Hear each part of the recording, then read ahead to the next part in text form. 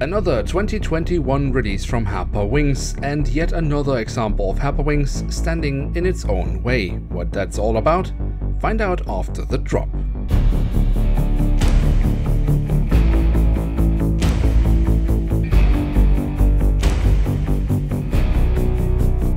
With that, hello and welcome to a new episode of Review, where we today will take a closer look at an Airbus A321NEO of Swiss International Airlines. At the front of the box we have a cutout so we can get a glimpse of the aircraft model inside, and on top of that we have the Swiss branding. The backside of the box then reveals yet another example of Herpa's dreadful box design. I mean, it's lazy, it's cheap, and it does not protect my aircraft model. But Herpa clearly does not care about their product nor their customers.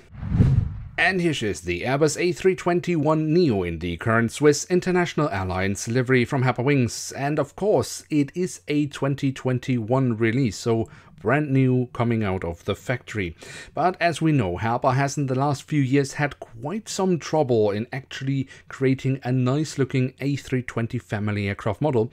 So is this also the case here? Well, we will find out by taking a closer look. And as always, we start our tour around the aircraft model with a look at the tail section, where we on the vertical stabilizer find the Swiss International Airlines branding. On the fuselage, we then have the full registration code of the aircraft, and towards the very tail of the aircraft, we have a little bit of detailing around the APU exhaust. At the front of the aircraft and across the fuselage, we then find the writing of Swiss, and we also have a Star Alliance logo of which the airline is a member, and underneath that we have the name of the aircraft.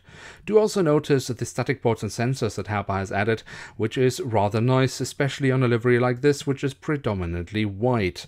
Also, what we find here at the cockpit section are the last two letters of the registration code, and of course also the cockpit windows with the black mask.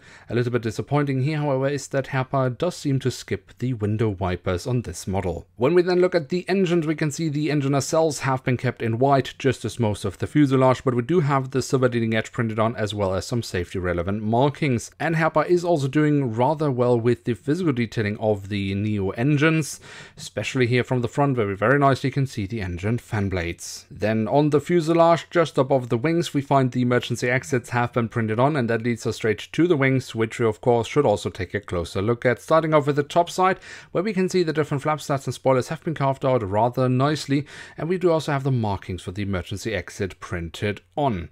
The underside of the wings offers us some more lovely physical detailing, and also the full registration code of the aircraft. And of course, the NEO does also come with these lovely winglets, where Herpa has done a very nice job in also adding the Swiss International Airlines branding. Then we of course also have the landing gear, which is the standard landing gear that Herpa uses for all the Airbus A320 family aircraft models, which is a good thing for the main landing gear, which does look rather nice, and not such a good thing for the front landing gear, which is totally oversized, and as always with Herpa Wings is missing some printed details. And then last but not least, we do also have the doors to the cargo compartment, and here it looks like we seem to get some additional printed details, because notice these small yellow and black markings and the sides. I mean, it's nice. It comes a little bit out of the blue, but it's certainly nice that Herpa has added that. So there we have it, the Airbus A321NEO in the current standard livery of Swiss International Airlines from Herpa Wings in scale 1 to 500. And what can we say about this aircraft model? So what I do like about this aircraft model is the print quality. Herpa has, as they mostly do, done rather well with executing their print. And there are some small additional details here and there. Of course, there should be many more, but they have at least added some, and every little detail helps, especially with a livery like this, which is predominantly white. We do also have the improved engine mount, which Herpa introduced earlier this year, which has solved the issue of the lacking ground clearance. One thing I do want to point out, even though it wasn't an issue with this aircraft model specifically, are the winglets.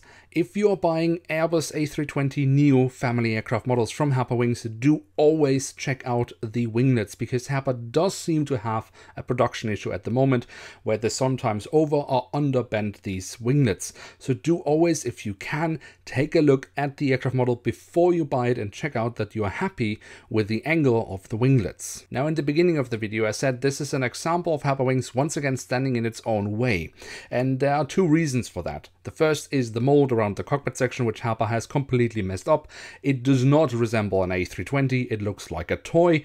And of course then we have the completely oversized front landing gear. And it is really a shame because it really drags down the overall impression of this aircraft model, and that then combined with the absolutely ridiculous retail price of 28 euros, well, it's just a shame because it could have been a really good Herpa Wings model. Now with that, we have reached the end of today's episode. If you have enjoyed this video, don't forget to leave a like, that would be very much appreciated. And of course, if you are new around here, why not hit subscribe, that would be absolutely awesome. With that, I'd like to say thank you very much for watching, hope to see you soon again. I'm checking out, and bye.